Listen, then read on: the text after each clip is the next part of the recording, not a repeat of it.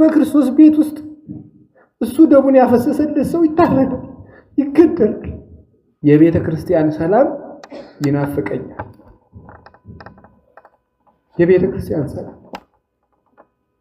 የክርስቶስ ደም ብቻ የሚሰበክባት ገንዘብ ጓዙን ጠቅሎ ወጥቶ ሰው ከክርስቶስ ጋር የሚኖርበት ቀን ይናፍቀኛል። ይሄኛ ያለው በእኛ እጅ ነው። ቤተ ክርስቲያን መከራ ውስጥ ናት። በገንዘብ ሰው ይታረዳል፣ በገንዘብ ካህን ይሸጣል። እንዴት ነው የምናደርገው? በክርስቶስ ቤት ውስጥ እሱ ደሙን ያፈሰሰለት ሰው ይታረዳል፣ ይገደላል።